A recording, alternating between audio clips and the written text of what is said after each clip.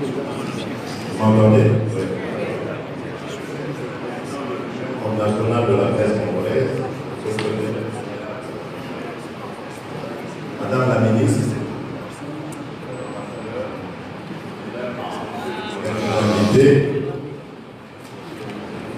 je tiens à remercier l'Union nationale de la presse congolaise pour cet honneur qu'elle me fait à partager cette journée assez grande.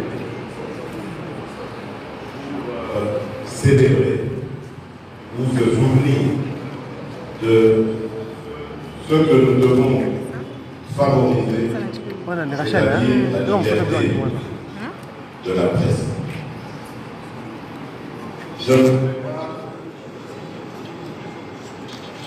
effacer les vrais responsables ou les vrais héros du jour, que sont ces dames et ces messieurs de la presse, qui, Dieu seul sait combien ils travaillent dur pour honorer leur métier, leur noble métier.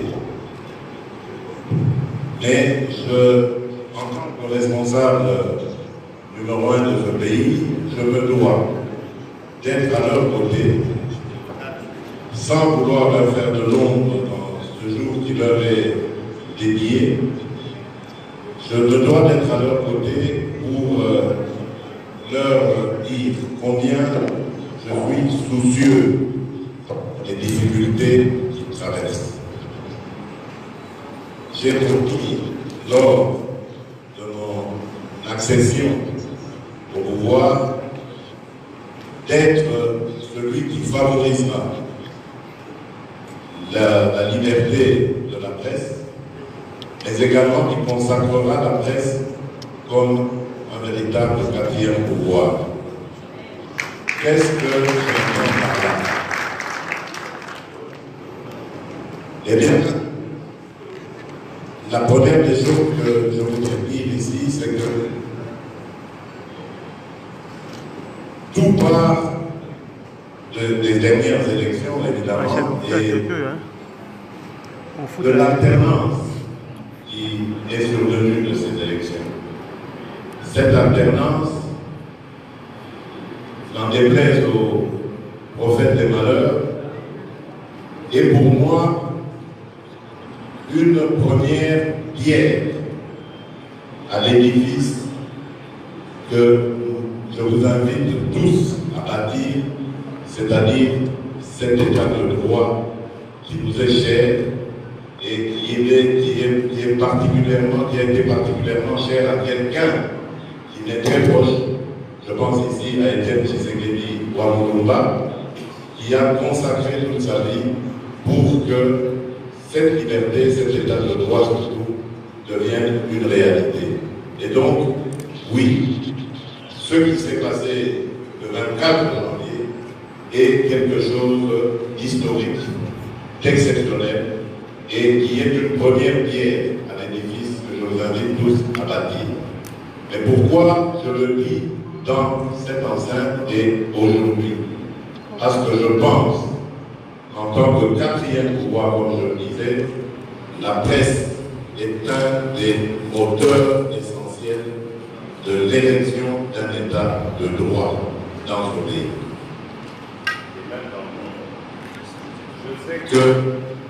Je sais que c'est un métier qui a connu énormément de polémiques. Les médias, qu'on le veuille ou non, qu'on soit ou pas d'accord avec eux, les médias restent un instrument essentiel dans la vie d'un État. Mais cet instrument ne doit pas non plus être laissé sans encadrement. C'est pourquoi c'est tout à fait indiqué au pouvoir public d'être aux côtés des hommes et des femmes des médias pour voir ensemble comment on peut bâtir cette démocratie, cet état de droit que nous espérons. Ma présence auprès de vous, parmi vous, signifie l'encouragement à continuer dans cet effort, mais également le respect de l'engagement que j'ai pris de vous aider et d'être à vos côtés. Je viens de recevoir les résolutions des ateliers de réflexion que vous avez tenus il y a quelques jours. Eh bien, comme je l'ai promis à vos représentants, je vais les recevoir et nous allons ensemble discuter des voies et moyens permettant d'améliorer vos conditions de travail. Mais avant de terminer, je voudrais quand même rappeler, selon moi, ce que j'entends par quatrième devoir. Dans ce que signifie ce terme, pour moi, il y a le fait d'abord d'avoir des droits. Oui, vous avez le droit d'être protégé. Oui, vous avez le droit de parler librement, de vous exprimer librement. Oui, vous avez le droit de susciter des débats dans la société. Oui, vous avez le droit d'investir et de dénoncer ce qui ne va pas dans la société. Et en même temps, vous avez aussi des droits.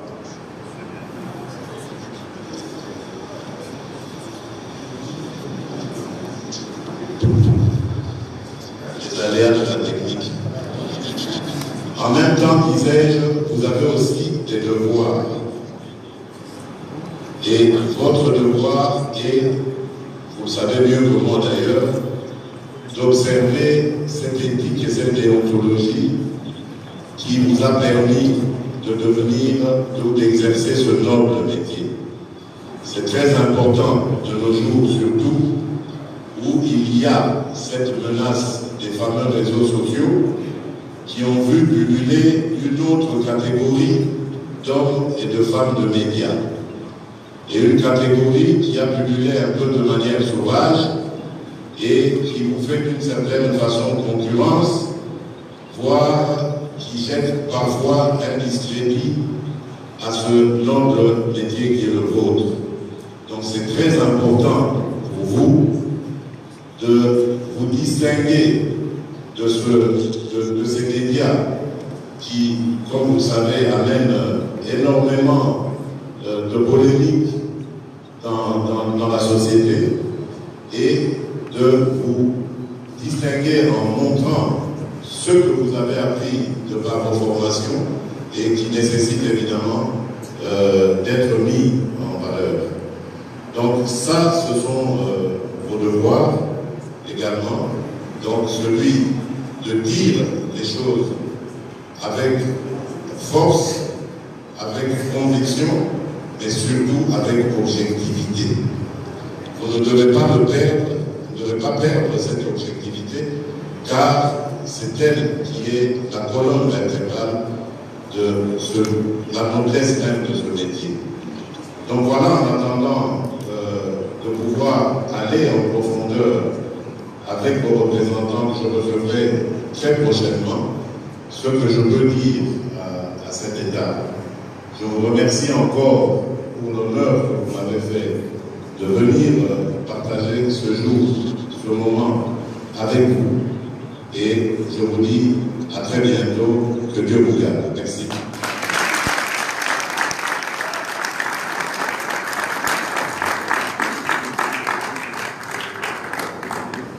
Merci beaucoup, Monsieur le Président de la République. Je pense que les paroles du Président ne sont pas tombées sur de la terre non fertile, c'est tombé sur un terrain fertile, sont positifs. Je pense que le Président de la République a pris ses engagements, à nous, à notre tour, de prendre les nôtres. de faire le métier avec responsabilité et avec conscience.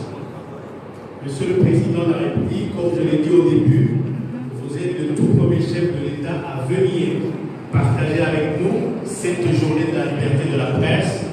Je pense que tous mes confrères qui vous ont suivis ne peuvent pas ne pas prendre leurs responsabilités à partir d'aujourd'hui.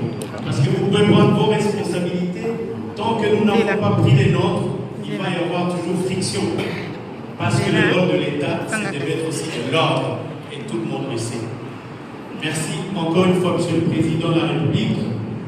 Arrive maintenant le moment où on va faire des photos de famille en posant la question de savoir comment on va s'en sortir, parce que le chef de l'État est très occupé, il ne pourra pas rester longtemps.